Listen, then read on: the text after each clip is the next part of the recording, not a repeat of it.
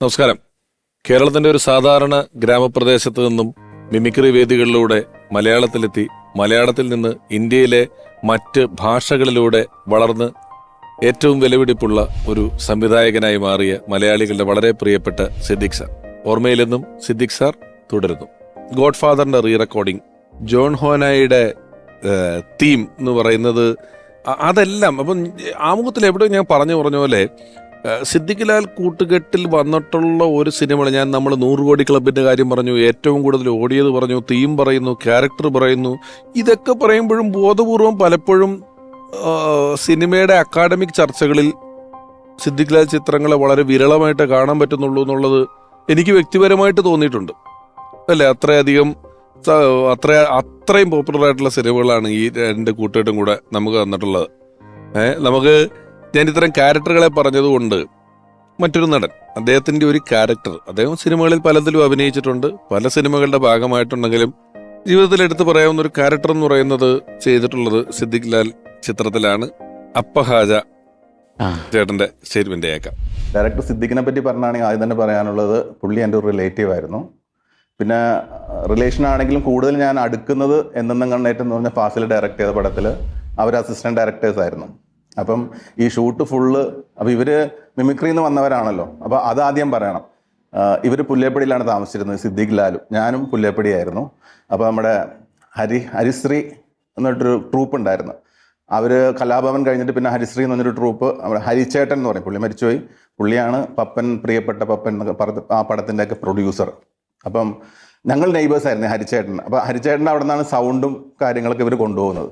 ഇവർ എവിടെ പ്രോഗ്രാമിന് പോകുമ്പോഴും ഇവിടെ വന്ന് സൗണ്ട് എടുക്കും. അവിടെ ഒരു സുരേഷ് എന്ന് പറഞ്ഞൊരു സ്റ്റാഫ് ഉണ്ടായിരുന്നു. അപ്പം ഞാനും ഇവരുടെ കൂടെ ബസ്സിൽ ഈ മിമിക്രി കാണിക്കാൻ, ഈ പ്രോഗ്രാമിനൊക്കെ സ്റ്റേജിലൊക്കെ ഇവർ പോകുമ്പം ഇവരുടെ കൂടെ പ്രോഗ്രാമിന് പോകുമായിരുന്നു. അത് കഴിഞ്ഞ് പിന്നെ കൂടുതൽ എടുക്കുന്നത് ഈ ഫാസിൽ സാറിൻ്റെ ഫാസിലിക്ക, പുള്ളിയും എൻ്റെ ഒരു റിലേറ്റീവാണ്. എന്നെന്നും കണ്ടിട്ടെന്ന് പറഞ്ഞ പടത്തിൽ നിലമ്പൂരിൽ വെച്ചിട്ട് കൂടുതൽ എടുക്കുന്നത്. ഈ അടുക്കാൻ കാരണം എന്ന് വെച്ചിട്ടുണ്ടെങ്കിൽ ഇവർ ഈ ഫുൾ ടൈം ഷൂട്ട് കഴിഞ്ഞ ഉടനെ കൂടിയിരുന്ന് തമാശ പറച്ചിലും, അത് കഴിഞ്ഞ് ഡബ്ബിങ് ട്രിവാൻഡ്രത്ത് വരുമ്പോഴും ഞങ്ങൾ ഒന്നിച്ച് താമസിച്ചിട്ടുണ്ട് ഒരു റൂമിൽ, തൊട്ടടുത്തടുത്ത റൂമിൽ. എന്നാലും കൂടുതലും അവരുടെ കൂടെ വന്ന് കമ്പൈൻ ചെയ്തിരിക്കും ഈ തമാശകൾ കേൾക്കാനും പിടിക്കാനൊക്കെ. അത് കഴിഞ്ഞിട്ടാണ് റാംജി റാവു കഴിഞ്ഞിട്ട് ഹരിഹർ നഗർ ഡയറക്റ്റ് ചെയ്യണത്. അപ്പോൾ അതിൽ ഞാനൊരു ചെറിയ വേഷം ചെയ്തു. അത് കഴിഞ്ഞ് തന്നെ സിദ്ദിഖ് അണ്ണൻ എന്നാണ് ഞങ്ങൾ വിളിക്കാറ്. സിദ്ദിഖ് അണ്ണൻ്റെ ബോഡി ഗാർഡ് ചെയ്തു. പിന്നെ അതിനുശേഷം ബിഗ് ബ്രദർ എന്ന് പറഞ്ഞ മോഹൻലാലിലൂടെ ഒരു പടം ചെയ്തു. ഇത്രയും പടങ്ങളാണ് പുള്ളിലൂടെ ഞാൻ ചെയ്തിരിക്കുന്നത്. എപ്പോഴായാലും ഈ അപ്പഹാജനെ പറയുമ്പോൾ നമ്മൾ ഹരിഹർ നഗറിൽ ഈ വേറെ കാര്യത്തിന് പോകുമ്പോൾ വരുന്ന വേറെ സംഘം എന്ന് പറയുന്നതിനകത്ത് ശരിക്ക് ഹരിഹർ നഗറില് 4 അപ്പഹാജിയായിരുന്നു എന്ന് വെച്ചാൽ ജഗദീഷനായിരുന്നു. പക്ഷെ ജഗദീഷിനെ അന്വേഷിച്ചപ്പോൾ നമ്മൾ അന്വേഷിക്കാൻ പറഞ്ഞ കൺട്രോളർ വന്നിട്ട് പറഞ്ഞു പുള്ളിക്ക് ഡേറ്റ് ഇല്ല, അടുത്ത കാലത്തെങ്ങും ഇല്ലായിരുന്നു. അത് ഞങ്ങൾക്ക് വലിയ അടിയായി പോയി. കാരണം ജഗദീഷ് കണ്ടു തന്നെ നമ്മൾ മനസ്സിൽ കണ്ടു തന്നെ എഴുതിയിരിക്കുന്നത്. പിന്നെ നിവൃത്തിയില്ല, എന്ത് ചെയ്യാൻ പറ്റും. അങ്ങനെയാണ് നമ്മൾ അപ്പാജെ ആ വേഷത്തിലേക്കല്ല, സിദ്ദിഖിന്റെ വേഷത്തിലേക്ക് കാസ്റ്റ് ചെയ്ത് അങ്ങോട്ടും ഇങ്ങോട്ടും ഒക്കെ മാറ്റി. അത് പക്ഷെ അപ്പാജെ അടുത്ത് പറഞ്ഞിട്ടില്ല കേട്ടോ. അങ്ങനെ നിൽക്കുമ്പോൾ ഒരു ദിവസം വഴിയിൽ വെച്ചിട്ട് ജഗദീഷിനെ എവിടെ വെച്ച് കണ്ടപ്പോൾ വെച്ചു, എന്നാലും നിങ്ങൾ ഭയങ്കര ചതിയായി. ആ പുള്ളി അറിഞ്ഞിട്ടേ ഇല്ല ഇങ്ങനെ ഒരു പടത്തിന് ഞങ്ങൾ പിടിച്ച കാര്യമൊന്നും. ഞാൻ ഫ്രീ, നിങ്ങളുടെ പടത്തിന് അഭിനയിക്കാൻ വേണ്ടി ഞാൻ കൊതിച്ചിരിക്കുകയല്ലേ. അപ്പൊ പിന്നെ തിരിച്ചോടന്ന് അങ്ങനെ അപ്പഹാജ മറ്റേ വേഷത്തിലേക്ക് പോയതാണ്, നമ്മുടെ കാറ്റ് കുതിക്കുന്ന വേഷം. പക്ഷെ ഈ അപ്പഹാജ ക്യാരക്ടറുകളില്ലേ, ഈ സിദ്ദിഖ് സാറിന്റെ എഴുത്തിലാണോ നിങ്ങളുടെ എഴുത്തിൽ? കാരണം ഇപ്പം മാന്നാർ മത്തായില് ജനാർദ്ദനൻ ചേട്ടന്റെ സംഘത്തിന്റെ ഒരു സംഘമുണ്ട്. ഇവർക്ക് ഈ കഥയിലൊരു ബന്ധമില്ല, മെയിൻ സ്ഥലങ്ങളിൽ ഉടക്ക് വെക്കാനായിട്ട് ഇവർ കൃത്യമായിട്ട് വരും. ഈ അപ്പഹാജൻ ടീം ഇതേപോലെ ഒരു സ്റ്റേഡിയത്തിലെ ഫൈറ്റിൽ ഇവർ ഓടി അവിടെ കയറുമ്പോൾ ബൈക്കൊക്കെ നിർത്തിയിട്ട് ഓൾറെഡി അടിക്കാൻ പാത്തിന് റെഡിയായിട്ട് ഈ സംഘം ഇരിക്കുന്നുണ്ട്. ഹരിഹർ നഗർ 2 എനിക്കതാണ് പെട്ടെന്ന് ശരി വന്നത്. ഹരിഹർ നഗർ 2 ഒരു പോലീസ് ഓഫീസറായിട്ട് അപ്പാജയുണ്ട്. അപ്പൊ അപ്പാജെ കൊണ്ടുവന്ന ക്യാപ്പ് കുറച്ച് ലൂസായിരുന്നു, അതായത് കുനിഞ്ഞ താഴെ വീഴും. അതിങ്ങനെ തല വെച്ച് കഴിഞ്ഞിങ്ങനെ ആടും തലാനൊക്കെ. പക്ഷെ ആ സമയം നിവൃത്തിയില്ല, അത് എടുക്കാൻ വേണം. അപ്പൊ അന്ന് സിദ്ദിഖ് ലൊക്കേഷനിൽ വന്നിട്ടുണ്ടായിരുന്നു. അപ്പൊ ജീപ്പിൽ ഇറങ്ങി അപ്പാജ നടന്നു വരുമ്പോ സിദ്ദിഖ് ചോദിച്ചു, അപ്പാജ തൊപ്പി വെച്ച് വരികയാണോ തൊപ്പി ചുമന്നുകൊണ്ട് വരികയാണോ? എനിക്കിപ്പോഴും ആ വിഷ്വലുണ്ട്. കാരണം ഇയാൾ നടക്കുമ്പോ തൊപ്പി കുണുങ്ങുന്നുണ്ട്. ഈ നമ്മൾ പാട്ടിനെ പറ്റിയായിരുന്നു നിങ്ങളുടെ വേറൊരു പ്രത്യേകത കൂടെ, ഈ ഹിന്ദി ബോഡി ഗാർഡ് വന്നതിന് ശേഷം ഡിസ്കസ് ചെയ്ത നിങ്ങൾ മിക്ക സിനിമകളിലും പരീക്ഷിച്ച ഒരു ടെക്നിക്കാണ് വലിയ ഒരു സെന്റിമെന്റ്സ് സീനിന്റെ വാലയിൽ ഒരു പാട്ട് വയ്ക്കുക എന്ന് പറയുന്നു. ഗോഡ് ഫാദറിൽ ഈ സഹോദരന്മാര് തമ്മിൽ വഴക്കുണ്ടായിട്ടാണ് നീർപ്പളുങ്കുകൾ എന്നുള്ള പാട്ട് വന്ന് കയറുന്നത്. അങ്ങനെ ഒരുപാട് സിനിമകളിൽ നമ്മുടെ ഹിറ്റ്ലറിലുണ്ട്, എല്ലാ പടത്തിലും തന്നെ ഉണ്ട്. കണ്ണീർ കായലുണ്ട്, ഫ്രണ്ട്സിൽ കടൽ കാറ്റിൻ നെഞ്ചിൽ എന്ന് പറയുന്ന പാട്ടുണ്ട്. അത് ഈ സിനിമയ്ക്ക് കഥ പറയുമ്പോൾ ഒരു ഗ്രാഫ് എന്ന് പറയുന്ന സംഭവം ഉണ്ടല്ലോ, ആളുകളുടെ ഒരു താല്പര്യത്തിന്റെ ഗ്രാഫ്. അതിങ്ങനെ കഥ തുടങ്ങി ആളുകൾ ഇങ്ങനെ അടുത്ത എന്താണെന്ന് അറിയാനുള്ള ഒരു ക്യൂരിയോസിറ്റി ഇങ്ങനെ അത് ബിൽഡ് ചെയ്യുമ്പോൾ അനുസരിച്ചിട്ട് ഈ പടം ഇങ്ങനെ കയറിക്കൊണ്ടിരിക്കും. പക്ഷെ ഇത് അങ്ങനെ അങ്ങോട്ട് കയറ്റി വിട്ട് കഴിഞ്ഞാൽ ഇത് പോയി ഉത്തരത്തെ തലയിടിച്ച് ചത്തുപോകും. കാരണം അതിന്റെ മേലെ നമുക്ക് കയറ്റാൻ പറ്റില്ല. അപ്പൊ ആ ഒരു അവസ്ഥ വരുമ്പോൾ മിക്കവാറും ഒരു പീക്ക് എന്ന് പറയുന്ന സ്ഥലത്തെത്തുമ്പോൾ ഒരു സോങ് വന്നു കഴിഞ്ഞാൽ അതൊന്ന് പാരലായിട്ട് പതുക്കൊന്ന് താഴേക്ക് വരും. എന്നാൽ അതൊരു ബോറടിയായിട്ട് തോന്നിയില്ല. എന്നിട്ട് അവിടെ നിന്ന് വീണ്ടും കയറ്റാം നമുക്ക്. അതിന് വേണ്ടിയിട്ടാണ് മിക്കവാറും പാട്ട് ഉപയോഗിക്കുന്നത്. അത് മാത്രമല്ല, പിന്നെ ഒരുപാട് കാര്യങ്ങൾ പറയാനുണ്ടെങ്കിൽ ഏറ്റവും നല്ല പാട്ടാണ്.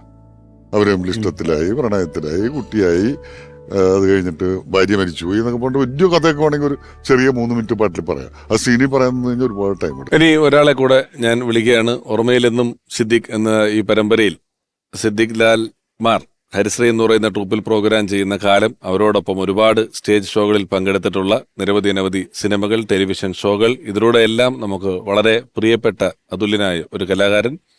സ്നേഹപൂർവ്വം സ്വാഗതം ചെയ്യുന്നു പ്രിയപ്പെട്ട ഏലൂർ ജോർജ്.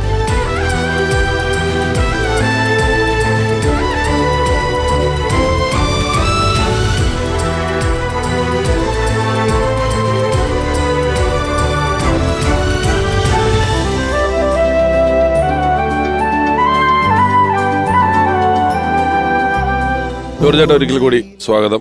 ഞങ്ങള് സിദ്ദിഖ് സാർ, അദ്ദേഹം നമ്മൾക്ക് സംഭാവന ചെയ്തിട്ടുള്ള ഒരുപാട് സിനിമകൾ, ആരംഭകാലത്തെ നാടകം, മിമിക്രി തൊട്ട് തുടങ്ങി ഇങ്ങനെ പറഞ്ഞു വന്നുകൊണ്ടിരിക്കുകയാണ്. ജോർജ് ചേട്ടൻ സിദ്ദിഖ് സാറിന്റെ ഒരു കരിയറിന്റെ, വ്യക്തി ജീവിതത്തിന്റെ ഏത് കാലഘട്ടത്തിലാണ് പരിചയപ്പെടുന്നതും പോകുന്നതും എല്ലാം? ഞാൻ 87 തുടങ്ങിയുണ്ട് ഹരിശ്രീലുണ്ട്. അപ്പൊ സിദ്ദിഖ് സാർ അതിലെ ആർട്ടിസ്റ്റാണ്? ആർട്ടിസ്റ്റാണ്. NF വർഗീസ്, ഹരിശ്രീ അശോകൻ, സിദ്ദിഖ് ലാല്, കോട്ടയം ജോസഫ്, അല്ലേ? ആ ടീം, ഇത്രയും പേരുണ്ട്. ഗോകുൽമാൻ. ഇത്രയും പേരുള്ള സമയത്ത് ട്രൂപ്പിലുണ്ട്. അത് കഴിഞ്ഞിട്ടാണ് ഇവര് സിനിമയിലോട്ട് പോകുന്നതും. അതെ. നിങ്ങളെല്ലാം കൂടെ ആ ട്രൂപ്പ് തുടർന്ന് കൊണ്ടുപോകുന്നതും അല്ല? അതെ.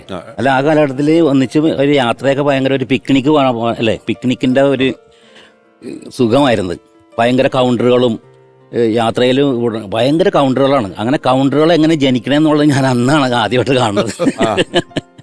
ഞങ്ങൾ തമാശയൊക്കെ പറഞ്ഞിങ്ങനെ നടക്കുമെങ്കിലും ഇങ്ങനെ കൗണ്ടറുകൾ എങ്ങനെയാണ് ജന്മം എടുക്കണം എന്നുള്ളത് കണ്ടുപഠിക്കാൻ കൗണ്ടർ ഗുരുക്കന്മാരാണ് സിദ്ദിഖ് ലാലന്റെ. ഞാൻ കുറെ കൗണ്ടറുകൾ ഇങ്ങനെ അടിക്കാറുണ്ട്, അത്രത്തോളം വന്നില്ലെങ്കിൽ പോലും. പക്ഷെ ആരെയും വിഷമിപ്പിക്കുന്ന രീതിയിലുള്ള കൗണ്ടറുകളൊന്നും ഇവർ ഇന്ന് വരെ പറഞ്ഞ എന്നെ അറിവില്ല. അല്ല, ഞാൻ പറയാറുണ്ട്. എനിക്കൊരു തമാശ കണ്ടു കഴിഞ്ഞാൽ അത് പറയാൻ തോന്നിക്കഴിഞ്ഞാൽ പറയാതിരിക്കാനോ അല്ലെങ്കിൽ കണ്ടു കഴിഞ്ഞാൽ ചിരിക്കാതിരിക്കാനോ പറ്റില്ല. ചിരിക്കാന ഒരുപാട് കാര്യത്തിനെ തന്നെ വഴക്ക് പറയാറുണ്ട്. ഒരിക്കലും ഞങ്ങളൊരു ബാങ്കില് ഒരു ലോൺ കാര്യം ശരിയാക്കാൻ വേണ്ടിയിട്ട് പോയി. അപ്പോൾ ഞാൻ സിദ്ദിഖും കൂടി ഇരിക്കുകയാണ്, മാനേജറുണ്ട്. അപ്പോൾ എൻ്റെ ചെയർ ഇങ്ങനെ അതിൻ്റെ ഹാൻഡിലുണ്ട്.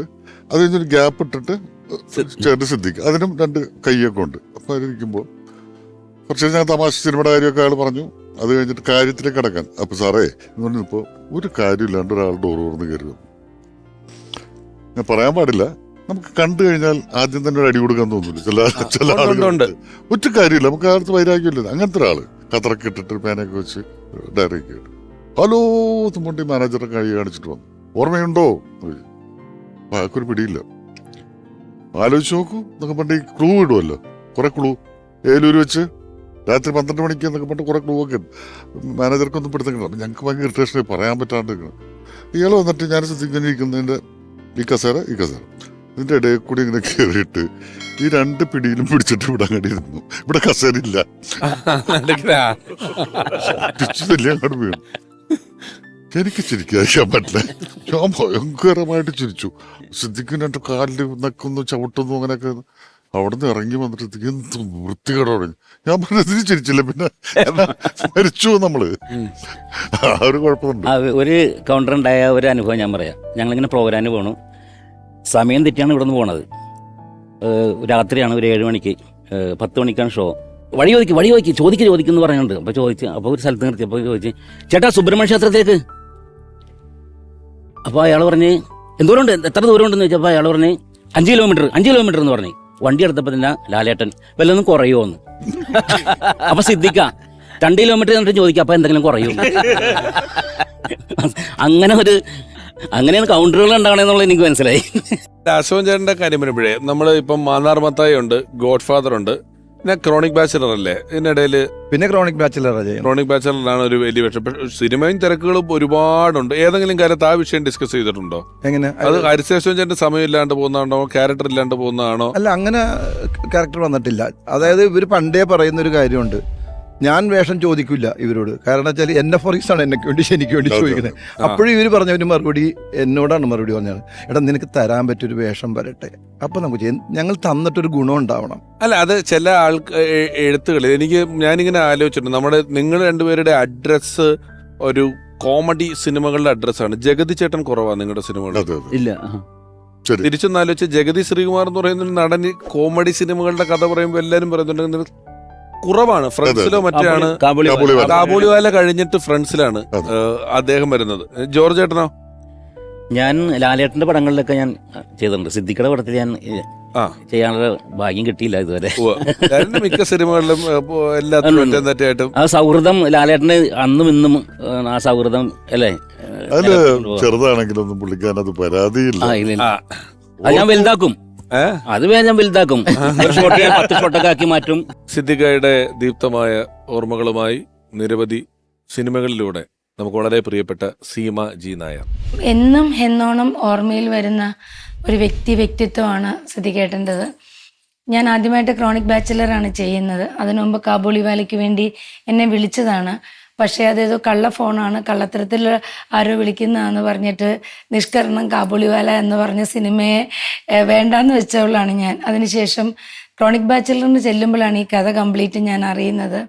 അതിനുശേഷം ബോഡി ഗാർഡ്, ഫുക്രി, അങ്ങനെ കുറച്ച് പടങ്ങൾ ചെയ്തു. അപ്പം സിദ്ദിഖേട്ടന് അദ്ദേഹം ചെയ്യുന്ന പടത്തിൽ ഒരു വേഷം എനിക്ക് ചെയ്യാൻ പറ്റുന്നതുണ്ടായിരുന്നെങ്കിൽ ഉറപ്പായിട്ടും സിദ്ദിഖേട്ടൻ എന്നെ വിളിച്ചിട്ടുണ്ട്. ഹോസ്പിറ്റലിലാണെന്ന് അറിഞ്ഞപ്പോഴും മരിച്ചു എന്നറിഞ്ഞപ്പോഴും അതൊരിക്കലും ഒരു തീർത്താൽ തീരാത്ത വേർപാട് തന്നെയായിരുന്നു.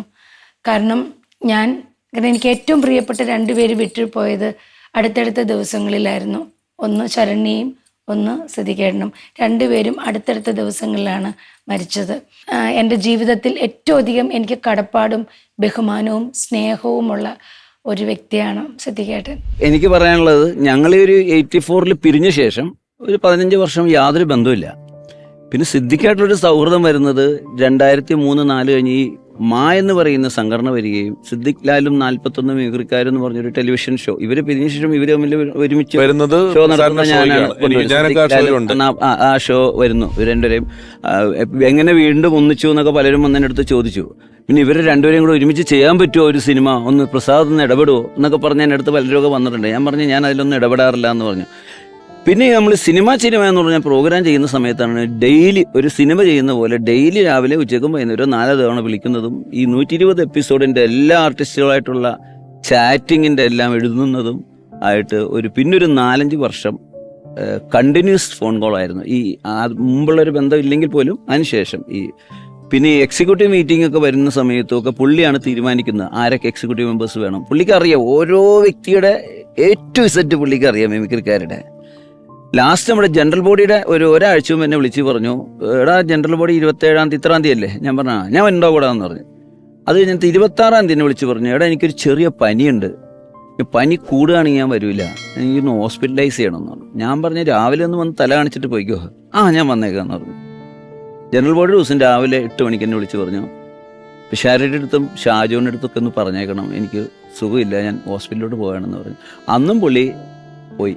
അങ്ങനെ നമ്മുടെ ജനറൽ ബോഡിയിൽ പുള്ളി വന്നില്ല. 2 ദിവസം കഴിഞ്ഞ് ഞാൻ വിളിച്ചപ്പോൾ പറഞ്ഞു, എടാ ഞാൻ തിരിച്ചു വന്നു, പെരുന്നാളായതുകൊണ്ട് വന്ന് പിള്ളേരുടെ കൂടെ ഇരിക്കാനെന്ന് പറഞ്ഞു. അങ്ങനെ ഞാൻ നാളെ പോയി ഹോസ്പിറ്റലൈസ് ചെയ്യും, ഇത്തിരി പ്രശ്നമുണ്ട്, എനിക്ക് അതൊന്ന് ക്ലിയർ ചെയ്താൽ മതി എന്ന് പറഞ്ഞു. ഇവരൊക്കെ സിനിമയിലേക്കൊക്കെ ബിസിയായി പോയി. അപ്പം ഞാൻ ഹരിസിൽ നിന്ന് പോന്നു. ആ സമയത്തായിരുന്നു എൻ്റെ വിവാഹം, 2000-ലായിരുന്നു റിസപ്ഷനിൽ. ആ സമയത്ത് ഒത്തിരി പേരെ നമ്മൾ ക്ഷണിച്ചിട്ടുണ്ടല്ലോ. അപ്പോൾ റിസപ്ഷൻ നടക്കുന്ന സമയത്ത് ഒത്തിരി പേര് ക്യൂ നിൽപ്പുണ്ട്. ലാലേട്ടൻ ഉണ്ടായിരുന്നു, അശോകൻ വന്നു, ദിലീപ്, അങ്ങനെ ഒത്തിരി പേര് വന്നുകൊണ്ടിരിക്കുന്ന കൂട്ടത്തിൽ ഒരു പോസ്റ്റ്മാൻ്റെ ഡ്രസ്സിൽ അവിടെ നിന്ന് ആ ക്യൂവിൽ നിൽപ്പുണ്ട്. അപ്പോൾ ഞാൻ പോസ്റ്റ്മാനെ വിളിച്ചിട്ടുമില്ല. അപ്പോൾ എനിക്ക് ഭയങ്കര ഡൗട്ട്, എന്താണ് അങ്ങനെ ഇയാൾ വന്നെന്ന് ഓർത്ത്. ഇയാൾ വന്നിട്ട് ഒരു ടെലഗ്രാം എൻ്റെ നേരെ നീട്ടി, സൈൻ ചെയ്യിച്ച്.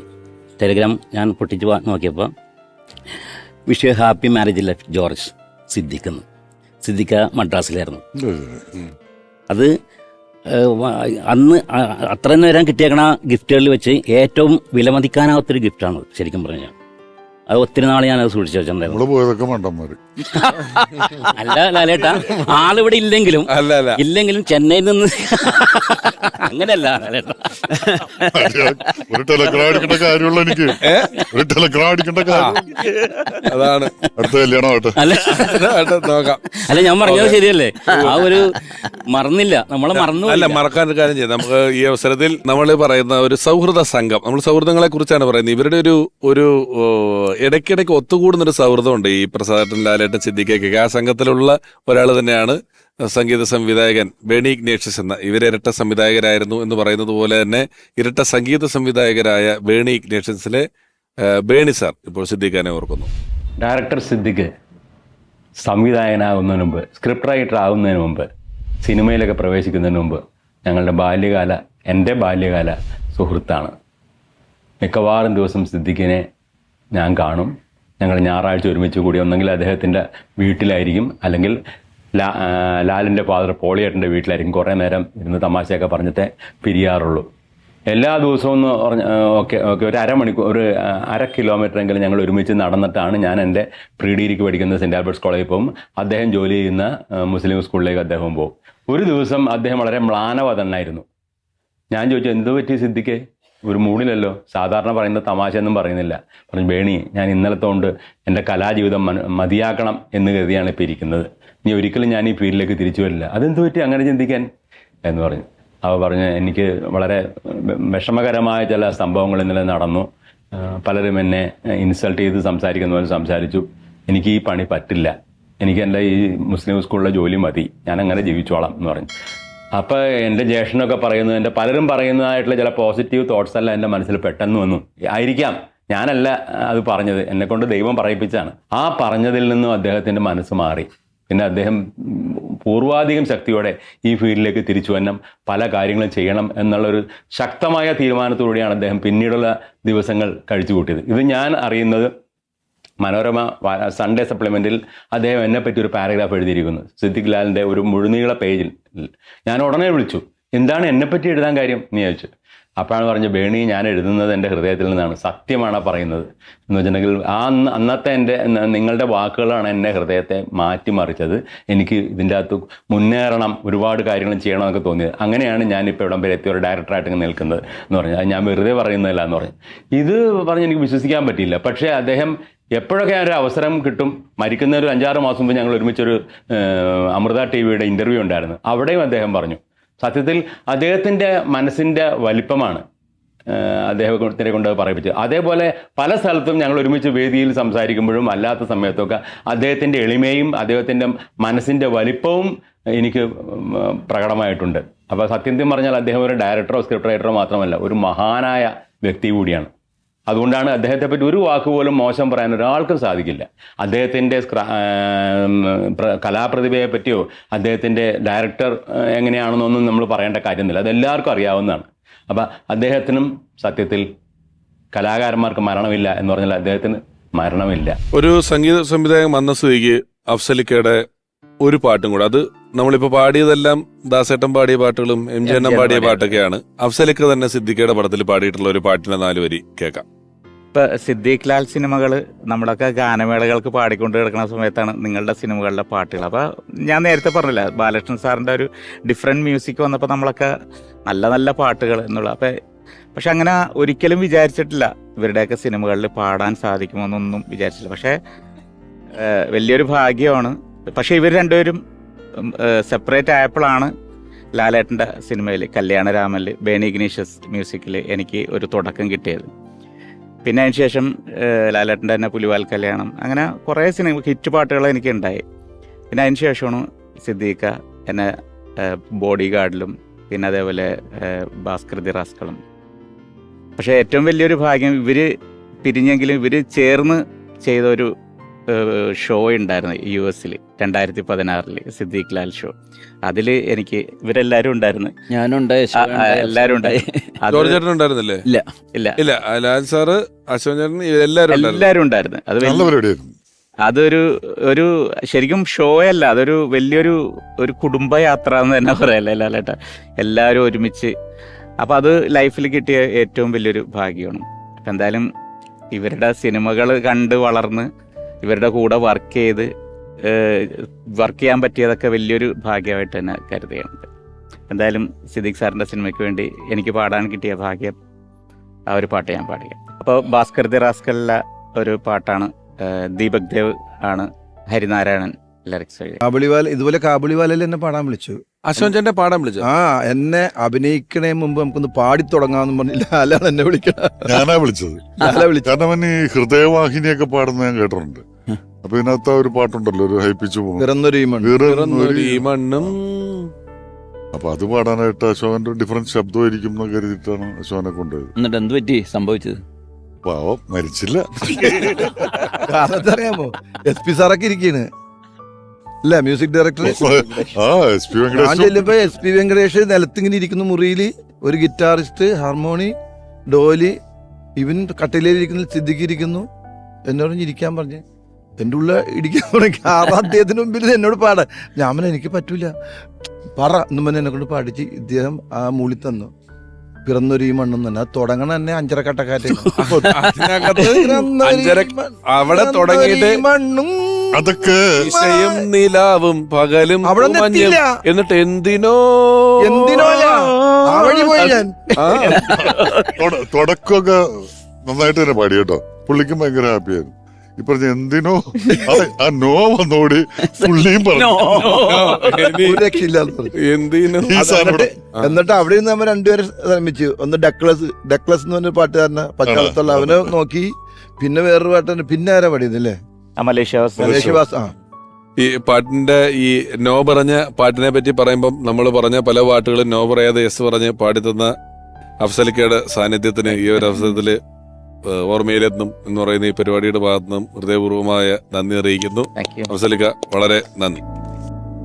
നമ്മള് പലതവണ ഈ എപ്പിസോഡിൽ ആവർത്തിക്കപ്പെട്ട ഒരു വാക്കെന്ന് പറയുന്നത് സൗഹൃദം എന്ന് പറയുന്നതാണ്. നിങ്ങളുടെ തിരക്കഥകളിലും നമുക്കത് വ്യക്തമായിട്ട് എല്ലാ പടത്തിലും ഒരു വളരെ രൂഢമൂലമായിട്ടുള്ളൊരു സൗഹൃദത്തിന്റെ കഥകൾ പലപ്പോഴും പറയുന്നു. എന്നാൽ നമ്മൾ സഹോദരനെ പോലെ, സഹോദരനാണ്, സുഹൃത്താണെന്നൊക്കെ പറയുന്ന ഈ ഒരു ഘട്ടത്തിൽ ഇനി വരുന്ന ഒരാൾ സിദ്ദീഖ് ലാൽ കൂട്ടുകെട്ടിലെ സിദ്ദീഖ് എന്ന് പറയുന്ന നമ്മുടെ വളരെ പ്രിയപ്പെട്ട അതുല്യനായ കഥാകൃത്ത്, സംവിധായകൻ, അദ്ദേഹത്തിന്റെ സഹോദരനാണ്.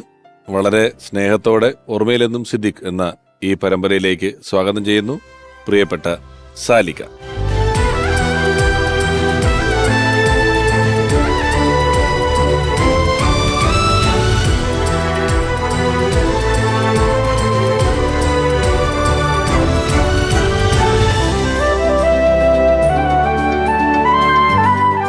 സാലിക, ഒരിക്കൽ കൂടി സ്വാഗതം. നേരത്തെ ഞങ്ങളുടെ സംസാരത്തിനിടയിൽ പ്രസാദം പറഞ്ഞു, പ്രസാദൻ ആ വീട്ടിലെ ഇളയതാണ്, സിദ്ദിഖ വീട്ടിലെ മൂത്ത ആളാണ് എന്ന് പറഞ്ഞു. നിങ്ങൾ എത്ര വ്യത്യാസമുണ്ട്? ഞങ്ങൾ തമ്മിൽ ഏതാണ്ട് ഒരു 14 വയസ്സ് 15 വയസ്സ് വ്യത്യാസം. 14 വയസ്സ് വ്യത്യാസമുണ്ട്. കാരണം ഞാൻ 8ാമത്തെയാണ്. ഞാൻ 8ാമത്തെ ആളാണ്. സിദ്ദിഖ 8 മക്കളാണ് അല്ലേ? ഞങ്ങൾ 8 മക്കളാണ്. ഏറ്റവും മൂത്തത് ഇത്തയാണ്, ചേച്ചി, ഒരു ചേച്ചി ഇത്തയുണ്ട്. പിന്നെ അത് കഴിഞ്ഞിട്ടാണ് സിദ്ദീഖ. അങ്ങനെ 8ാമത്തെ ആളാണ് ഞാൻ. അപ്പൊ ഒരു പക്ഷേ സാലിക്കൊക്കെ സാലിക്ക് നല്ല ഓർമ്മകൾ വരുമ്പോ തന്നെ സിദ്ദിഖ ഞാൻ സിദ്ദിഖയുടെ നാടകം കണ്ടിട്ടുണ്ട്. മറ്റേ ഈ പറഞ്ഞ രമണന്റെ മരണം എന്ന് അഭിനയിച്ച ഒരു സ്ക്രിപ്റ്റ് അത് കണ്ട എനിക്ക് ഓർമ്മയുണ്ട് സ്കൂളിൽ വെച്ചിട്ട്. വളരെ ചെറുപ്പത്തിലാണ്. അതില് ഒരു കോൺസ്റ്റബിൾ ആയിട്ടാണ് അണ്ണൻ, കോൺസ്റ്റബിൾ ആയിട്ടാണ്. ആ ഒരു നാടകം കണ്ട ഒരു ഓർമ്മയുണ്ട്. പിന്നെ ഞാൻ അധികം കണ്ടിരിക്കുന്നത് ഇവരുടെ പ്രോഗ്രാമാണ്, കലാഭവനിലെ മിംസ് പരേഡ്. ചേട്ടൻ എന്നുള്ള നിലയില് ചേട്ടൻ വലിയ ഇപ്പം സിനിമയില് ആളാകുന്നു, വലിയ രീതിയിലാകുന്നു, ഒരു സ്ട്രിക്റ്റ് ചേട്ടനായിരുന്നു നിങ്ങൾ? ഇല്ല, സ്ട്രിക്റ്റ് ഒരിക്കലും ഇല്ല. എല്ലാവരുമായിട്ട് വളരെ ഫ്രീ ആയിട്ട് ചെയ്യുന്ന ഇതാണ്. കാരണം ചെറിയ കുട്ടികൾ മുതൽ എല്ലാവരും ഒരേമാതിരി അറിയാലോ, ഏട്ടനറിയാം. അതുപോലെ തമാശ ഭയങ്കരമായിട്ട് എൻജോയ് ചെയ്യുന്ന ഒരു ഫാമിലി ആയിരുന്നു. വാപ്പയാണെങ്കിലും അതുപോലെ തന്നെ ഷെരീഫിക്ക, അപ്പാക്കുട്ടി അണ്ണനൊക്കെ പണ്ട് ഇവരുടെ അതെ. അങ്കിളുമാരൊക്കെ ഉണ്ട്. അങ്കിൾമാർ. എല്ലാവരും നന്നായിട്ട് തമാശ പറയുന്ന നല്ല ആസ്വാദകരായിരുന്നു. നിങ്ങൾക്ക് സിദ്ദിഖയുടെ സിനിമ തിയേറ്ററിൽ പോയി ആദ്യത്തെ സിനിമ കണ്ടതൊക്കെ ഓർക്കുന്നുണ്ടോ? റാംജി റാവു. കാരണം എൻ്റെ വാപ്പ ഒരുപാട് വർഷത്തിന് ശേഷമാണ് റാംജി റാവു തിയേറ്ററിൽ കാണുന്നത്. പണ്ടൊക്കെ കണ്ടിട്ട് പിന്നെ ഒരുപാട് 89-ലല്ലേ സിനിമ. അതെ, ഒരുപാട് വർഷങ്ങൾക്ക് ശേഷം വാപ്പ കാണുന്നത് ഇതാണ്, റാംജി റാവു ആണ് തിയേറ്ററിൽ പോയി തിയേറ്ററിൽ കാണുന്നത്. എല്ലാ സിനിമകളും ഇല്ല, കാണുമായിരുന്നു. പിന്നെ വാപ്പ അത് മാത്രമേ തിയേറ്ററിൽ പോയിട്ടുള്ളൂ. പിന്നെ വാപ്പ ഈ ഒരു സിനിമയാണ് തിയേറ്ററിൽ കണ്ടിട്ടുള്ളൂ. അല്ലെങ്കിൽ പിന്നെ ടിവിയിൽ ടിവിയിൽ വരുമ്പോഴാണ് എല്ലാം കാണുന്നത്. പുള്ളിക്ക് ഗൾഫിൽ നിന്ന് ഒരാൾ വന്നപ്പോ ഒരു ഷർട്ടിന്റെ പീസ് കൊണ്ടു കൊടുത്തു. അന്ന് ഒരു ഇങ്ങനെ ഒരച്ച തീ പറഞ്ഞ സാധനം വൈറ്റ് കളറില് ഷർട്ട് തയ്ക്കാൻ വേണ്ടി കൊടുത്തു. അപ്പൊ അവിടെ തോമസ് ചേട്ടൻ എന്ന് പറഞ്ഞ ആളുടെ തയ്ക്കടയുണ്ട്. അവിടെ കൊണ്ട് കൊടുത്തിട്ട് ഒരു കാര്യമില്ല, ഷർട്ടിന് അളവ് കൊടുത്തു കഴിഞ്ഞിട്ട് ഇറങ്ങാൻ നേരത്ത് തോമസേ ബാക്കിയുള്ള തുണിക്ക് 2 അണ്ടർവെയർ വെച്ചേക്കും എന്ന് പറഞ്ഞു. ഈ തിളങ്ങുന്ന തുണിക്ക് ചൈനീസ് സിൽക്ക് അല്ലേ? ചൈനീസ് സിൽക്കാണ്. ദുബായ്. 2 ദിവസം കഴിഞ്ഞപ്പോ അയാള് അണ്ടർവെയർ വെച്ചിട്ട് ഷർട്ടിന് തികയുള്ളതാണ്. അണ്ടർവെയർ ഇട്ട് നടക്കാൻ പറ്റില്ല, ചിരിച്ചാവും. ആദ്യം തയ്ച്ചത് ഇതാണ്. ആദ്യം അയാൾ അണ്ടർവെയർ അങ്ങനെ തയ്ച്ചു. കല സിദ്ദിഖ സൗഹൃദങ്ങളിൽ മാത്രമേ ഉപയോഗിക്കുള്ളൂ. അതായത് വീട്ടില് ചർച്ചകൾ ഉണ്ടായിരുന്നു. ചില ആളുകൾ പറയും സിനിമയുടെ കഥ കാണിക്കും, അല്ലെങ്കിൽ ഈ പ്രിവ്യൂ കാണിക്കല്, അങ്ങനെയൊക്കെ എന്തെങ്കിലുമൊക്കെ നിങ്ങൾ? ഇല്ല, സിനിമയുടെ കഥ ആദ്യം ഫസ്റ്റ് ഇതാകുന്നത് ഞങ്ങൾ എല്ലാവരും കൂടി ഇരുന്നിട്ടാണ്. ഈദിൽ ഏതെങ്കിലും ഒരു ദിവസം എല്ലാവരും കൂടി ഇരുന്നിട്ട് ഞങ്ങളോടാണ് ആദ്യം പറയുന്നത്. ഞങ്ങളെല്ലാവരും, കാരണം ഞങ്ങൾ സിസ്റ്റേഴ്സ്, ബ്രദേഴ്സ്, അവരുടെ കുട്ടികൾ എല്ലാവരും. പക്ഷെ പ്രിവ്യൂ കാണാൻ ഇല്ല, പ്രിവ്യൂ ഒന്നും അങ്ങനെ വരാം. എന്റെ വീട്ടിൽ നിന്ന് എല്ലാവരും വരുമായിരുന്നു. ഈ കഥ ഫസ്റ്റ് ഉണ്ടാവുമ്പോൾ തന്നെ ഡിസ്കഷൻ ഞങ്ങളുടെ എല്ലാവരുമായിട്ട് ഇരുന്ന് അതിനെക്കുറിച്ച് ഓരോ അഭിപ്രായങ്ങൾ അങ്ങോട്ടും കൂടെ, അത് എല്ലാത്തിലും ഉള്ളതാണ്. ഒത്തിരി മെമ്പേഴ്സ് ഉണ്ടായിരുന്നല്ലോ. പിന്നെ ഞങ്ങൾ കാരണം 8 സഹോദര അവരുടെ മക്കൾ എല്ലാവരും ഉണ്ടാവും. ഇപ്പൊ അവസാനം ഈദിന്റെ അന്നാണല്ലോ അണ്ണൻ സുഖമില്ലാതെ ഹോസ്പിറ്റലായത്. ആ സമയത്ത് കഥ പറയാൻ പുള്ളിക്ക് പറ്റില്ല, കാരണം സുഖമില്ലാതെ ഹോസ്പിറ്റലിൽ നിന്നാണ് ആള് എത്തിയത്. നമ്മൾ കലാകാരൻ എന്നുള്ള നിലയിൽ വലിയ സക്സസ്സുകൾ ഉണ്ടാകുന്നു, അതിന്റെ വലിയ സന്തോഷം. സിനിമയാണ് അതേപോലെ തന്നെയാണ്. മറ്റൊരു പടം വേണമെങ്കിൽ വലിയ ഫ്ലോപ്പ് ആവാം, നമുക്ക് അതിനനുസരിച്ച് തന്നെ ദുഃഖിക്കാം. അങ്ങനത്തെ ഒരു ഏറ്റക്കുറച്ചിലുകൾ ഇങ്ങനെ ഒരു വളരെ സോഫ്റ്റ് ഹാർട്ടഡ് ആയിട്ടുള്ള ഒരാൾക്ക് ചിലപ്പോൾ വേണം കൂടുതലായിട്ട് ബാധിക്കാവുന്നതാണ്. അങ്ങനെ ബാധിച്ച് വീട്ടിൽ വരുന്നോ കണ്ടിട്ടോ? ഒരിക്കലും ഇല്ല. വീട്ടിലേക്ക് വരില്ല, പുറത്തു തീരും. ലാൽ സാറിന് അങ്ങനെ തോന്നിയിട്ടുണ്ടോ? നിങ്ങളുടെ എല്ലാം സക്സസ് ആയതുകൊണ്ട് ആ സമയത്ത് ഞങ്ങള് ഒരുമിച്ചുള്ളതൊക്കെ സക്സസ് ആയിരുന്നു. എനിക്ക് പരാജയം ഏറ്റുവാങ്ങാനായിട്ട് വലിയ ബുദ്ധിമുട്ടാണ്. കുറെ ദിവസങ്ങൾ എടുക്കും നോർമലാകാനായിട്ട്. അതായത് നമ്മൾ ഇത്രയും ദിവസങ്ങൾ, ഇത്രയും നാൾ അധ്വാനിച്ച മുഴുവനും കുറെ പൈസ കളയാനും കുറെ നഷ്ടങ്ങൾ കേൾക്കാനും ചീത്ത കേൾക്കാനുമാണല്ലോ എന്ന് പറഞ്ഞത് ഭയങ്കരമായിട്ടുള്ള സ്ട്രെയിൻ ഉണ്ടാക്കുന്നത്. അത് സാമ്പത്തിക നഷ്ടത്തിനേക്കാൾ വലുതായിട്ട് ഇത്രയും നാൾ മെനക്കെട്ടത് ഇതിനു വേണ്ടിയിട്ടായിരുന്നു. വെറുതെ ഇരുന്നാൽ മതിയായിരുന്നല്ലോ എന്ന് പറയുന്ന സംഭവത്തിൽ അവനവനെ സംശയം തോന്നും, അവനവന്റെ ഡിസിഷൻ തെറ്റിപ്പോയി എന്നുള്ളിടത്ത്. മറ്റുള്ളവർ പറയുന്നത് നമ്മളൊന്നും അങ്ങനെ കാര്യമാക്കാറില്ല, പക്ഷെ സ്വയം വരുന്നൊരു പ്രശ്നമുണ്ട്. നിങ്ങൾ ഒന്നിച്ചുള്ള സക്സസ്സുകളുടെ ഒരു എണ്ണം വളരെ കൂടുതലാണെന്ന് പറഞ്ഞു. ആ സമയത്ത് നിങ്ങൾ സക്സസ് അല്ലാത്തൊരവസ്ഥയെ പറ്റി ചിന്തിച്ചിട്ടുണ്ടോ? എല്ലാം സക്സസ് ആണ് എങ്കിലും ചിന്തിച്ചിട്ടുണ്ടാവും, പക്ഷെ ഞങ്ങൾ അത്രയും വർക്ക് ചെയ്തിട്ടുണ്ടായിരുന്നു ഓരോ പടങ്ങൾ. അതിന്റെ കഥ പറയുമ്പോൾ പറഞ്ഞു എത്രയോ പേരെടുത്ത് പറയാറുണ്ടെന്നറിയോ. 1 പ്രാവശ്യം 2 പ്രാവശ്യം ഒന്നുമല്ല. പക്ഷെ ഇവരൊക്കെ വീണ്ടും വീണ്ടും കേൾക്കാൻ താല്പര്യം കാണിക്കുന്നു എന്ന് പറയുന്നത് തന്നെയാണ് നമ്മുടെ കോൺഫിഡൻസ്. ഇത് സംഭവമൊക്കെയാണ്, ഇനി ഇതൊന്ന് സിനിമയാക്കി അഭിനയിപ്പിച്ച് കിട്ടിയാൽ മതി എന്ന് പറയുന്ന അവസ്ഥയാണ്. അപ്പൊ അതും നമുക്ക് എടുത്തു കഴിഞ്ഞിട്ട് ഇട്ട് കണ്ട് വീണ്ടും എഡിറ്റ് ചെയ്ത് പാസ്സാറൊക്കെ എന്ന് പറഞ്ഞു കഴിഞ്ഞാൽ ഡബിൾ പോസിറ്റീവ് എന്നാ പറയുന്നത്. സൗണ്ടും തനിത്തനിയാ. അത് പ്രൊജക്ഷൻ 18 പ്രാവശ്യമൊക്കെ വെക്കും ഓരോ പടത്തിന്റെ. എന്നിട്ട് വീണ്ടും കറക്റ്റ് ചെയ്ത് വീണ്ടും പിറ്റേ ദിവസം ഇട്ട് വീണ്ടും കറക്റ്റ് ചെയ്ത് അങ്ങനെയാണ് അന്ന് ചെയ്തിരുന്നത്. അപ്പോൾ ഈ ഒരുപാട് ആളുകൾ കാണും. മദ്രാസിലേക്കാണെങ്കിൽ മദ്രാസിൽ അതിനുവേണ്ടി തന്നെ നമ്മുടെ ഒരു സുഹൃത്ത് വലയം ഉണ്ടാക്കിയിട്ടുണ്ട്. അവരൊക്കെ വിളിക്കും, അവരൊക്കെ വന്ന് കാണും. അപ്പോൾ അതുകൊണ്ട് തിയേറ്ററിൽ പോയ ഒരവസ്ഥയിൽ തന്നെയാണ് നമ്മൾ റിസൾട്ട് അറിഞ്ഞിട്ട് തന്നെ തിയേറ്ററിലേക്ക് വരുന്നത് പടം. അതുകൊണ്ട് അങ്ങനെ വലിയ ടെൻഷൻ അന്ന് അനുഭവിക്കേണ്ടി വന്നിട്ടില്ല. സിദ്ദിഖയുടെ ഒരു പ്ലസ് പോയിന്റ്, വേറെ ഒരു ക്വാളിറ്റി എന്നുള്ള ഞാൻ കണ്ടത്, ബോഡി ഗാർഡെന്ന് പടം കഴിഞ്ഞിട്ട് സിദ്ദിഖ ഞാനോട്ട് കണ്ടപ്പോൾ എന്നോട് പറഞ്ഞ്, ജോർജിൻ്റെ ഒരു തമാശ ഞങ്ങൾ സിനിമയിൽ എടുത്തിട്ടുണ്ടെന്ന് പറഞ്ഞു. ഞാൻ സിദ്ദിഖ ഏതാണെന്ന് ചോദിച്ചാൽ പറഞ്ഞ്, ജോർജ് ഇപ്പം എന്ത് ചെയ്യണം? ഞാനിപ്പോൾ അപ്പൻ്റെ കൂടെയാണ്. അപ്പൻ എന്ത് ചെയ്യണം? അപ്പം വെറുതെ നടക്കുകയാണ് എന്നുള്ള സാധനം ഞങ്ങൾ സിനിമയിൽ എടുത്തിട്ടാന്ന് എന്ന് പറഞ്ഞു. അങ്ങനെ ആരും അങ്ങനെ പറയൂല ശരിക്കും പറഞ്ഞാൽ, അല്ലേ? അതൊരു ക്രെഡിറ്റ്. അതുപോലെ സിദ്ദിഖിന്റെ എൻ്റെ ലൈഫിൽ എൻ്റെ ഏറ്റവും വലിയൊരു അഡ്വൈസറാണ്. മരണം വരെ എൻ്റെ അഡ്വൈസറായിരുന്നു. എന്തു കാര്യം ചെയ്താലും വീട്ടിലെ കാര്യങ്ങൾ കൂടുതലും സിനിമയായിട്ട് മാത്രമല്ല വീട്ടിലെ കാര്യങ്ങൾ എന്താണെങ്കിലും ലൈഫിൽ എന്ത് കാര്യം വേണമെങ്കിലും സിദ്ദിഖിനോട് ചോദിച്ചിട്ടേ ചെയ്യാം. സിദ്ദിഖിനോടും ചോദിക്കരുത്, ജോഷ് സാറിനും ചോദിക്കരുത്. സിദ്ദിഖ് എൻ്റെ കറക്റ്റ് റൂട്ട് പറഞ്ഞു തരും. എന്ത് ചെയ്യണം, എങ്ങനെ ചെയ്യണം, ഇങ്ങനെ ചെയ്താൽ മതി, ഇങ്ങനെ ചെയ്താൽ മതി. അത് നഷ്ടപ്പെട്ടു പോയത്. ഞാൻ നേരത്തെ സാറിന്റെ സിനിമകളെ കുറിച്ചോ അല്ലെ സിനിമയുടെ അതിലെ കഥാപാത്രങ്ങളെ കുറിച്ചൊക്കെ പറഞ്ഞല്ലോ. അങ്ങനെ ചില ആളുകൾക്ക് ചില കഥാപാത്രങ്ങൾ എപ്പോഴും ഒരു വലിയ ഭാഗ്യമാണ്. അവരെ കാണുന്നവരെല്ലാം ആ സിനിമയും ആ ഒരു കഥാപാത്രവും പറയും. അത്തരത്തിൽ മറ്റ് സിനിമകൾ അഭിനയിച്ചിട്ടുണ്ടെങ്കിലും ഇപ്പോഴും സിദ്ദിഖ് സാറിന്റെ ഒരു സിനിമയിലെ കഥാപാത്രം ആളുകൾ എടുത്തു പറയുന്ന ഒരു കലാകാരൻ, ക്രോണിക് ബാച്ചലർ എന്ന ചിത്രത്തിലെ ആ മദ്യപാനിയെ അവതരിപ്പിച്ചുകൊണ്ട് മലയാളികളുടെ മനസ്സിൽ സ്ഥിരപ്രതിഷ്ഠ നേടിയ കലാകാരൻ ശ്രീ അനിയപ്പൻ. എൻ്റെ സുഹൃത്തുണ്ട് മഞ്ജൂഷ്, തൃപ്പൂണിത്തുറയാണ്. മഞ്ജൂഷിൻ്റെ ഫ്രണ്ടാണ് സിറാജിക്ക. ഈ സിറാജിൻ്റെ ഒരു അടുത്ത ബന്ധുവാണ് സിദ്ദിഖ് സാർ. അവർ തമ്മിൽ റിലേഷൻഷിപ്പ് ഭയങ്കര ഉള്ള ആളാണ്. അങ്ങനെ പറഞ്ഞ് ഈ അനിയപ്പനെ നമുക്ക് എന്തെങ്കിലും ഒന്ന് രക്ഷപ്പെടുത്താൻ പറ്റുമോ? അവനിപ്പോൾ കലാപ്രതിഭയൊക്കെ ആയിട്ടൊരു പാവപ്പെട്ട പയ്യനാണ്, എന്തെങ്കിലും രക്ഷപ്പെടണമെങ്കിൽ രക്ഷപ്പെട്ടു പോട്ടെ. അങ്ങനെ നേരെ സിദ്ദിഖ് സാറിലേക്ക് ഒരു എത്തിപ്പെടുകയും ഞാനും മഞ്ജൂഷും കൂടി സാറിൻ്റെ വീട്ടിലേക്ക് എത്തുകയും ചെയ്യുകയാണ്. വീട്ടിൽ കയറി അവിടെ ചെന്ന് സാറിനെ കണ്ടു. പുള്ളി പറഞ്ഞ് കഴിവുള്ളകളിൽ എപ്പോഴും രക്ഷപ്പെടും അനിയപ്പ, ഈ പടത്തിലെല്ലാം കാസ്റ്റിംഗ് ആയി കഴിഞ്ഞു, പിന്നെ അടുത്ത മൂവിയിൽ അനിയപ്പനെ ഞാൻ തീർച്ചയായിട്ടും എന്തെങ്കിലും നോക്കാം കേട്ടോ എന്ന് പറഞ്ഞ് അദ്ദേഹം ഒരു സാധാരണ ഒരാൾക്കാരുടെ പോലെ. അപ്പം എൻ്റെ കൂട്ടുകാരൻ്റെ ഒരു പെട്ടെന്നൊരു വാക്കൊരു വലിയ വാക്കാണ്. അപ്പം സാറേ അയാൾ ഇവിടം വരെ എത്തിയതല്ലേ സാറേ, അവൻ്റെ ആ കഴിവൊന്ന് കാണിക്കട്ടെ സാറേ എന്ന് പറഞ്ഞ് അങ്ങനെ ആ കള്ളുകുടിയൻ അവിടെ കാണിക്കുകയാണ്. അവതരിപ്പിച്ചപ്പോൾ അദ്ദേഹത്തിന് ഭയങ്കരമായിട്ട് ഇഷ്ടമായി. അദ്ദേഹം പറഞ്ഞു അനിയപ്പ നമുക്ക് നോക്കാം, ഏതായാലും അടുത്ത പടത്തിൽ എങ്ങനെയായാലും അനിയപ്പനെ എന്തെങ്കിലും തരാമെന്ന് പറഞ്ഞിട്ടൊക്കെ അങ്ങനെ പോന്നു. ഞാൻ ഇന്നും ക്രോണിക് ബാച്ചിൽ കള്ളുകുടിയൻ എന്നുള്ള ഒരു പേരിലാണ് ഇപ്പോഴും അറിയപ്പെടുന്നത്.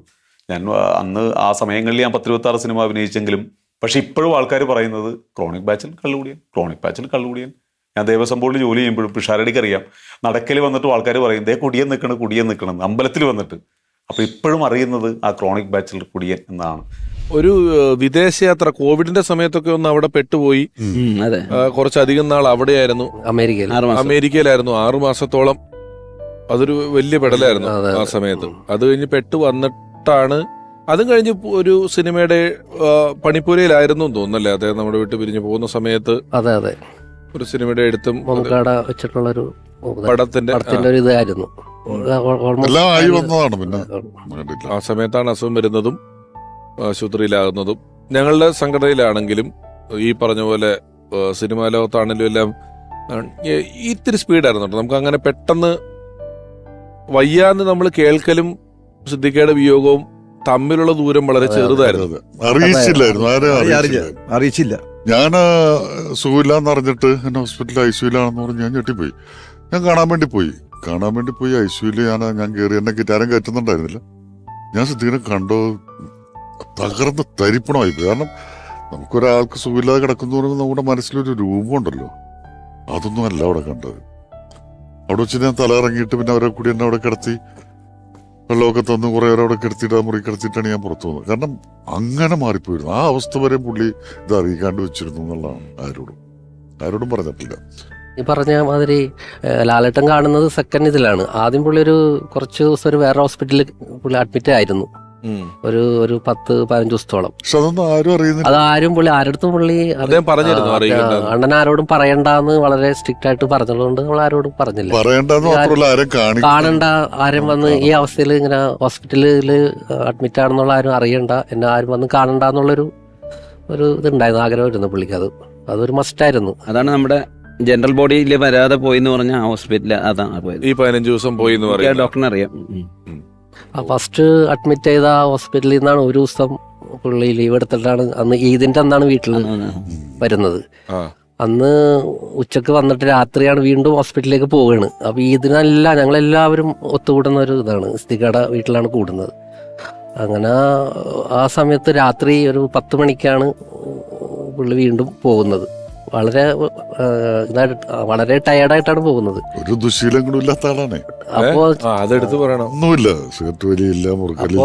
അപ്പൊ സാധാരണ ഇത് കഴിഞ്ഞാല് ഞങ്ങളെല്ലാവരും പോകുന്നത് സിദ്ദിഖാണ് COF ചെയ്ത് എല്ലാവരും ഓക്കെ ഞങ്ങൾ ഓരോരുത്തർ പോകുമ്പോഴേ ഏതാണ്ട് ഒരു 10-11 എല്ലാവരും അവിടെ നിന്ന് പോകും.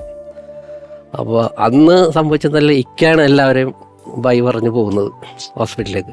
ആ പോക്കാണ് ഹോസ്പിറ്റലിലേക്ക് പോയിട്ട് പിന്നെ പുള്ളി വരുന്നത് ഇതായിട്ടാണ്.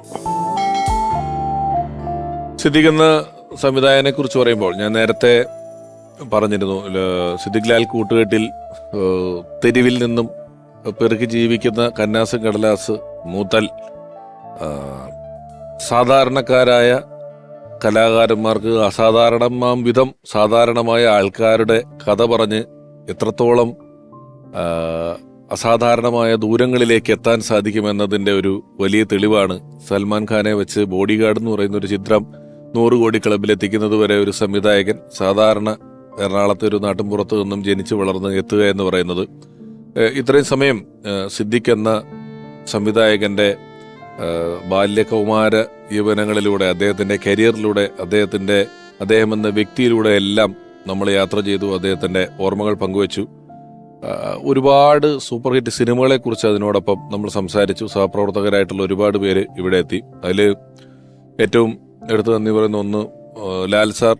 അദ്ദേഹം ഇപ്പോൾ പറഞ്ഞു, ആശുപത്രി ചെന്ന് കണ്ട നിമിഷത്തെക്കുറിച്ച് അദ്ദേഹം തന്നെ പറയുകയുണ്ടായി. അപ്പോൾ അത് ഇവരുടെ ഒരു സൗഹൃദത്തിന്റെ ആഴം വെച്ച് വലിയ വേദനയുള്ളതും, അല്ലെങ്കിൽ ഇത്തരത്തിലൊരു പരിപാടിയിൽ എത്തുക എന്നതിന്റെ പ്രസക്തി എന്തെന്ന് അവനവനോട് ചോദിച്ചാൽ ഉത്തരമില്ലാത്തതുമൊക്കെ ആയിട്ടുള്ളൊരു കാര്യങ്ങളാണ്. എങ്കിലും ഞങ്ങളുടെ സ്നേഹപൂർവമായ ക്ഷണം സ്വീകരിച്ചു വന്നതിന് ലാൽ സാറിന് നന്ദി, സാലിക്കയ്ക്ക് നന്ദി, അശോകൻ ചേട്ടൻ ഒരു സമകാലീനനാണ്, സുഹൃത്താണ്, സഹപ്രവർത്തകനാണ്, പ്രസാദ് ഏട്ടൻ, ഗായകനായ അഫ്സൽ, ഏലൂർ ജോർജ് ഏട്ടൻ തുടങ്ങി ഓർമ്മയിലെന്നും സിദ്ദിഖ് എന്ന ഈ ലക്കത്തിൽ സിദ്ദിഖ് എന്ന കഥാകൃത്തിന്റെ നമ്മൾ പറഞ്ഞു പോകാത്ത പല എപ്പിസോഡുകൾ കഴിയുമ്പോൾ പലരും പറയാറുണ്ട്, അത് പറഞ്ഞില്ലല്ലോ ഇത് പറഞ്ഞില്ലല്ലോ എന്നൊക്കെ പറയുന്നുണ്ട്. സിനിമകളുടെ കഥകൾ, അദ്ദേഹം എഴുതിയിട്ടുള്ള കഥകൾ, തിരക്കഥകൾ, അയാൾക്കഥ എഴുതുകയാണ് പോലെയുള്ള പടങ്ങളുടെ കഥ സിദ്ദിഖാണ്. മക്കൾ മഹാത്മ്യത്തിന്റെ കഥ സിദ്ദിഖാണ്. തിരക്കഥകൾ എഴുതിയ സിനിമ, സംവിധാനം ചെയ്ത സിനിമകൾ, അങ്ങനെ ഒരുപാട് സിനിമകളിലൂടെ ആമുഖത്തിൽ ആദ്യം പറഞ്ഞതുപോലെ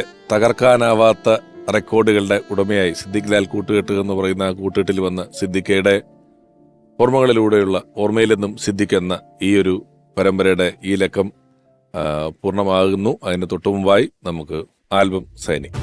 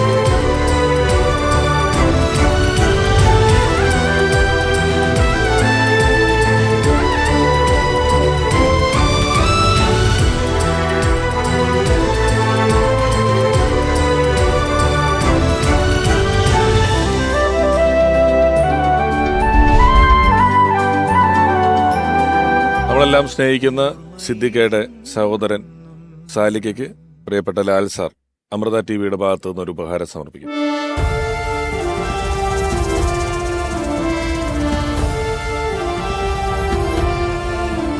പാട്ടുകൾ പലപ്പോഴും നമുക്ക് കേൾക്കുന്തോറും ഇഷ്ടം കൂടി വരുന്നവയാണ്. എന്നാൽ നർമ്മത്തെക്കുറിച്ച് പലരും പറയുന്ന ഒരു പരാതി ഇത് മുഴുവൻ കേട്ടതാണ്, പുതിയതെന്തെങ്കിലും ഉണ്ടോ എന്നുള്ളതാണ്. എന്നാൽ നർമ്മം കാലം കഴിയുന്തോറും കൂടുതൽ ശക്തിയുള്ളതായി മാറുകയും വീണ്ടും വീണ്ടും കാണുമ്പോൾ ആദ്യം കണ്ട അതേ ചിരിയോ അതിൽ കൂടുതൽ ചിരിയോ നമുക്ക് സമ്മാനിക്കുന്ന വിധത്തിലാവുകയും ചെയ്യുക എന്ന് പറയുന്നത് ഒരു ജീനിയസിനെ കൊണ്ട് മാത്രം സാധ്യമാകുന്ന കാര്യമാണ്. അത്തരത്തിൽ മലയാളികളുടെ ചിരി ഓർമ്മകളിൽ വ്യക്തിമുദ്ര പതിപ്പിച്ച വളരെ പ്രതിഭാധനനായ സംവിധായകൻ സിദ്ദിഖ് സാർ. ഓർമ്മയിലെന്നും സിദ്ദിഖ് എന്ന ഈ ലക്കം ഇവിടെ പരിപൂർണമാവുകയാണ്. അടുത്ത ലക്കത്തിൽ നമുക്ക് വളരെ പ്രിയപ്പെട്ട മറ്റൊരാൾ